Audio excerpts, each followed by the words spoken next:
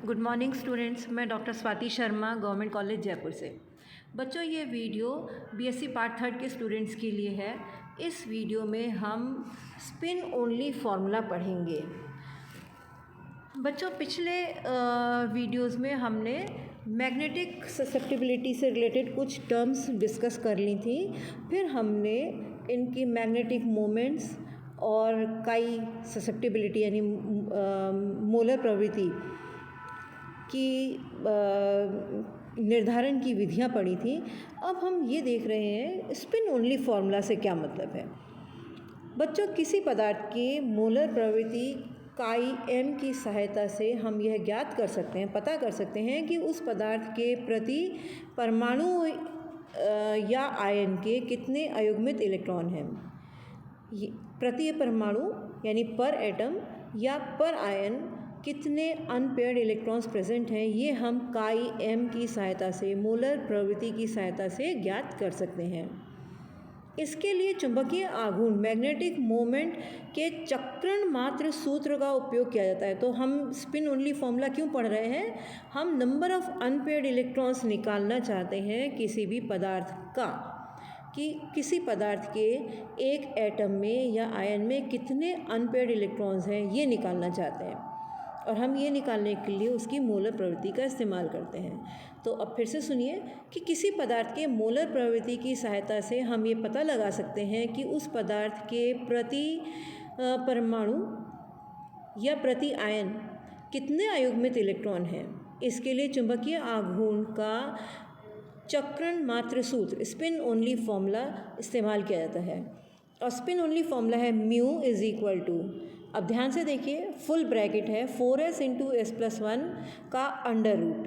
तो 4 न्यूमरल है सिंपल, 4 का अंडर रूट 2 को ब्रैकेट से बाहर कर दिए, 2 big bracket s into s+1 का अंडर रूट। यहाँ कैपिटल S जो है वो total spin angular momentum number है, total spin angular momentum quantum number है। क्या है ये? कुल चक्रण कोणीय आघूर्ण क्वांटम संख्या। ठीक है, ये परमाणु या आयन की अयुग्मित इलेक्ट्रॉन n के साथ s is equal to n/2 द्वारा संबंधित है। अतः जो हमने फॉर्मूला ऊपर देखा था mu is equal to 4s into s+1, या फिर हमने देखा mu is equal to 2s into s+1 under root, उसमें सब्स्टिट्यूट करने पे हमें मिलता है mu is equal to n into n+2 का अंडर रूट। n क्या है? नंबर ऑफ इलेक्ट्रॉन्स की संख्या, number of unpaired electrons. n क्या है? Number of unpaired electrons. तो magnetic moment is equal to n into n+2 का under root. First transition series, प्रथम संक्रमण श्रेणी तत्वों के संकुलों के चुंबकीय आघूर्णों के प्रायोगिक मान और चक्रण मात्र सूत्र द्वारा परिकलित मानों की संख्याओं में एक अच्छा सामंजस्य देखने को मिलता है। आपके सामने ये टेबल है, इसमें इलेक्ट्रॉनों की संख्या दी गई है और आपको प्रायोगिक मान दिए गए हैं। तो अयुग्मित इलेक्ट्रॉन की संख्या 1 है, टिटेनियम 3+ में 1 अनपेयर्ड इलेक्ट्रॉन है और इसका प्रायोगिक मान बोर मैग्नेटॉन में 1.73 है, परिकलित मान 1.73, तो बिल्कुल एक सा आ गया। नेक्स्ट है वैनेडियम 4+, इसमें अनपेयर्ड इलेक्ट्रॉन 1 है, 1.68 से 1.78 प्रायोगिक मान है और परिकलित मान 1.73 है। नेक्स्ट केस में हमारे को वैनेडियम 3+ है, उसमें अनपेयर्ड इलेक्ट्रॉन 2 है और परिकलित मान, प्रायोगिक मान 2.75 से 2.85 और परिकलित 2.83। देखने लायक बात यह है कि जितने नंबर ऑफ इलेक्ट्रॉन्स होते हैं उतना ही उसकी म्यू की वैल्यू होती है। डेसिमल्स के आगे कुछ भी हो, पर डेसिमल से पहले यानी पूर्णांक जो है वो उसके नंबर ऑफ अनपेयर्ड इलेक्ट्रॉन्स के बराबर होते हैं। अब हम इस नज़रिए से देखेंगे कि जब ऊपर 1 अनपेयर्ड इलेक्ट्रॉन्स है तो इनके मान 1 पॉइंट समथिंग थे, 2 अनपेयर्ड इलेक्ट्रॉन आए तो 2 पॉइंट समथिंग प्रायोगिक मान हो गया 2.75 है कि 0.85, उससे मतलब नहीं है। 1.73, 1.68 अगर प्रायोगिक मान है म्यू का तो 1 इलेक्ट्रॉन है। जब 2.75 से लेकर 2.85 तक है या 2.83 परिकलित मान है तो 2 अनपेयर्ड इलेक्ट्रॉन है। 3.80 से 3.90 और 3.88 प्रायोगिक और परिकलित मान है तो 3 अनपेयर्ड इलेक्ट्रॉन्स हैं। फिर देखिए 3 अनपेयर्ड इलेक्ट्रॉन 3.70, 3.80 तो 4.4 पॉइंट वैल्यू है तो 4 अनपेयर्ड इलेक्ट्रॉन है। 5.5 पॉइंट वैल्यू है तो 5 इलेक्ट्रॉन्स हैं। इस तरह से हम देख रहे हैं कि कुछ हद तक ऐसा देखने को मिलता है कि इनमें नंबर ऑफ़ अनपेयर्ड इलेक्ट्रॉन्स से कुछ सामंजस्य देखने को मिलता है। पर फिलहाल मुद्दा ये है कि इनके प्रायोगिक मानों की संख्या और परिकलित मानों की संख्याओं में काफ़ी सामंजस्यता देखने को मिली, एकरूपता देखने को मिली कुछ हद तक। पर ये जो मैंने बताया कि पूर्णांक और अनपेयर्ड इलेक्ट्रॉन्स की संख्याएं समान होती हैं, ये कहीं कहीं थोड़ा सा एक्सेप्शन देखने को मिलता है। जैसे यहाँ 4 अनपेयर्ड इलेक्ट्रॉन है और वैल्यू 5.10 से 5.70 में आ रही है, पर परिकलित मान 4.90 आ रहा है। इसी प्रकार 4 अनपेयर्ड इलेक्ट्रॉन्स हैं और 4.90 परिकलित मान आ रहा है। 3 अनपेयर्ड इलेक्ट्रॉन है, प्रायोगिक मान में थोड़ा भेद है पर परिकलित मान 3.88 आ रहा है। 3 अनपेयर्ड इलेक्ट्रॉन है, यहाँ पे प्रायोगिक मान है नहीं पर परिकलित मान 3 में ही है। तो प्रायोगिक मान कभी कभी, ये जो मैंने एक जनरल बात कही वो बुक में लिखी हुई बात नहीं है, नियम नहीं है, ये एक ऑब्जर्वेशन है हमारा कि इस तरह से हम फटाफट बता सकते हैं कि परिकलित मान 5.92 है तो नंबर ऑफ़ अनपेयर्ड इलेक्ट्रॉन्स 5 होने चाहिए। अब हम वो देख लेते हैं। 5 अनपेयर्ड इलेक्ट्रॉन्स हैं और अयुग्मित इलेक्ट्रॉन 5 हैं और Fe3+ में वो हम ऑब्ज़र्व कर सकते हैं। स्पिन ऑनली फार्मूला में के बेसिस पे एक क्वेश्चन आया आपके सामने, सॉल्व क्वेश्चन है, ये आप देखेंगे, करेंगे, इससे आपकी प्रैक्टिस होगी और ये सवाल आपके एग्ज़ाम में भी आएंगे।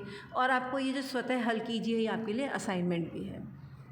बच्चों, पदार्थों की चुंबकीय प्रवृत्ति से अयुग्मित इलेक्ट्रॉनों की संख्या ज्ञात करी जा सकती है अथवा विपरीत अयुग्मित इलेक्ट्रॉनों की संख्या के आधार पर किसी संकुल के चुंबकीय आघूर्ण के मान का परिकलन किया जा सकता है। लेकिन एक बात ध्यान देने लायक है कि संकुलों की चुंबकीय प्रवृत्ति में उसके अनुचुंबकत्व का और प्रतिचुंबकत्व दोनों का योगदान होता है। हम स्पिन ओनली फॉर्मूला से कैलकुलेशन तो कर रहे हैं पर कंट्रीब्यूशन जो है मैग्नेटिक मोमेंट में वो अनपेयर्ड और पेयर्ड दोनों इलेक्ट्रॉन्स का होता है।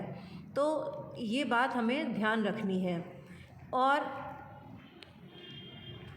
पदार्थों की जो हमने टेबल में देखा कि प्रायोगिक मान, स्पिन ओनली फॉर्मूला से प्रायोगिक मान कुछ अधिक आ रहे थे, उसमें ये चीज़ एक वजह थी, ये बात कि हमने उसमें दोनों का कंट्रीब्यूशन नहीं देखा। यद्यपि अनुचुंबकीय की तुलना में प्रतिचुंबकीय चुंबकत्व का योगदान कम होता है, लेकिन उसे नगण्य नहीं माना जा सकता। हमेशा नगण्य मान लें ऐसा नहीं कर सकते। इसीलिए पदार्थों की चुंबकीय प्रवृत्ति के मानों में एक संशोधन गुणांक को करेक्शन फैक्टर की आवश्यकता पड़ती है। कई प्रतिचुंबकीय पदार्थों की चुंबकीय प्रवृत्ति के आधार पर कई आयनों, परमाणुओं, अणुओं आदि की चुंबकीय प्रवृत्ति ज्ञात की गई, जिससे संशोधन गुणांक के रूप में प्रयुक्त किया जा सकता है। ये देखेंगे आप, ये टेबल है जिनमें हमने ये कोरिलेशन करेक्शन फैक्टर कैलकुलेट किया हुआ है डायामैग्नेटिक ससेप्टिबिलिटीज़, प्रतिचुंबकीय प्रवृत्ति को ध्यान में रखते हुए। आगे देखिए आप, आपके पास इस बुक में संक्रमण धातु संकुलों के चुंबकीय गुण दिए गए हैं, कुछ सामान्य लिगेंड्स के दिए गए हैं, ये टेबल आपको देखनी है। इस प्रकार हम क्या देखते हैं कि प्रतिचुंबकीय प्रवृत्ति का संशोधन करने के बाद प्राप्त संशोधित अनुचुंबकीय प्रवृत्ति अणु के स्थायी चुंबकीय आघूर्ण के साथ किस तरह से संबंधित होती है। काई m = n² μ² अपॉन 3RT।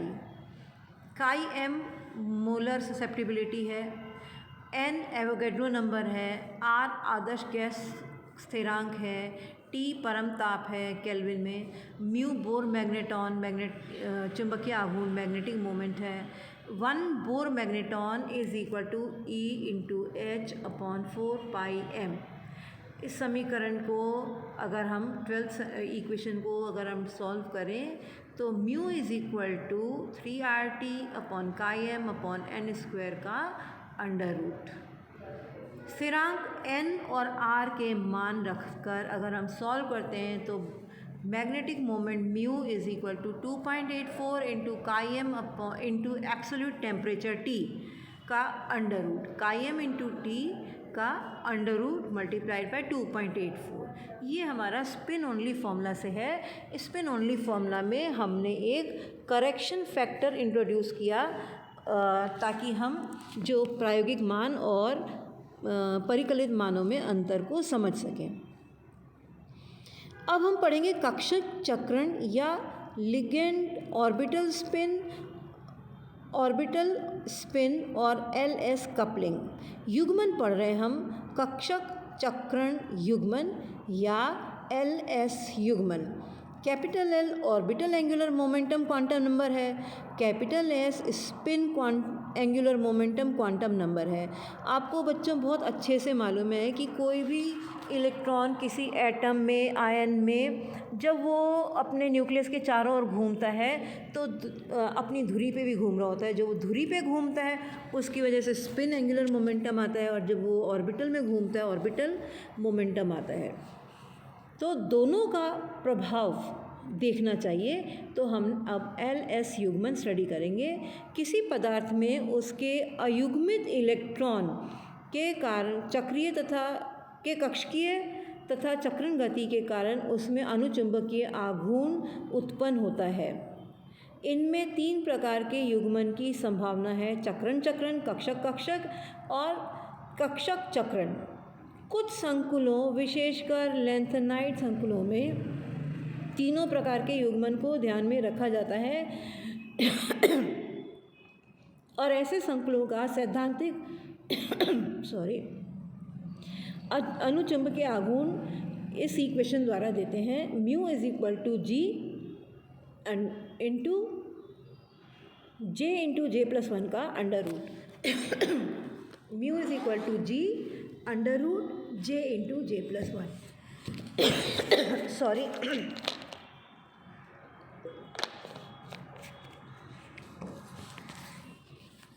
जे क्या है? कुल कोणीय संवेग क्वांटम संख्या, total angular momentum quantum number. G Lande's splitting constant, Lande विपाटन गुणांक। और G is equal to, G को हम किस प्रकार परिभाषित करते हैं? It is equal to 1 plus J into J plus 1 plus S into S plus 1 minus L into L plus 1 upon 2 J into J plus 1। ये जी के लिए इक्वेशन है। जे का मान कुछ कक्षीय कोणीय संवेग क्वांटम संख्या, कुल कक्षीय कोणीय संवेग क्वांटम संख्या L तथा कुल चक्रण कोणीय संवेग क्वांटम संख्या S पर निर्भर करता है। इन दोनों फॉर्मूलों से लैंथेनाइड के संकुलों के चुंबकीय आघूर्णों के मान तो काफ़ी सही प्राप्त होते हैं, पर संक्रमण तत्व संकुलों के मान प्रायोगिक मानों से काफ़ी अलग प्राप्त होते हैं। इनके लिए कक्षीय और चक्रीय कोणीय संवेगों के मान अलग अलग कार्य करते हैं। इलेक्ट्रॉन के चक्रण मात्र के लिए S is equal to 0, J is equal to S तथा G इज इक्वल टू 2, जबकि इलेक्ट्रॉन की कक्षीय गति के लिए S is equal to 0, J is equal to L तथा G इज इक्वल टू 1 होता है। और तब ये इक्वेशन हो जाती है mu is equal to 4S into S plus 1 plus L into L plus 1 का अंडर रूट। इसमें अगर कक्षीय योगदान नहीं होता तो समीकरण जो है, ये जो ऊपर इक्वेशन दी है, वो केवल चक्रण सूत्र या चक्रण मात्र सूत्र का रूप ग्रहण कर लेगी। अब जे के 2 निकटवर्ती मानों, यानी 2 हम कंसेक्यूटिव वैल्यूज़ ले लें, जे डैश और जे डैश प्लस 1 के बीच अगर हम एनर्जी डिफरेंस देखें तो उसको हम J dash plus 1 into lambda से रिप्रेजेंट करेंगे, जहाँ लेमडा जो है चक्रण कक्षक युग्मन स्थिरांक, स्पिन ऑर्बिटल कपलिंग कांस्टेंट होता है। इसके एग्जाम्पल में एक चीज़ देखिए, D2 विन्यास के लिए अष्टफलकीय क्षेत्र में 3F अवस्था तीनों अवस्थाओं 3f2, 3f3, 3f4 में विपाटित हो जाता है, स्प्लिट हो जाता है। एक चुंबकीय क्षेत्र में भिन्न भिन्न जे मानों वाली इन अवस्थाओं का पुनः 2J प्लस अवस्थाओं में विपाटन हो जाएगा, जिनमें भिन्न भिन्न ऊर्जा स्तर G म्यू बी B0 द्वारा पृथक पृथक रहेंगे, अलग रहेंगे इतनी वैल्यूज़ द्वारा, जहाँ G जो है वो लैंडे स्प्लिटिंग कांस्टेंट होगा और B0 चुंबकीय क्षेत्र होगा। इन एनर्जी लेवल्स में ऊर्जा का बहुत कम डिफरेंस होगा और D2 आयन के कुछ विपाटन पैटर्न को अगर हम देखें तो हम इस तरह देखते हैं कि D2 की जब स्प्लिटिंग होती है तो पहले तो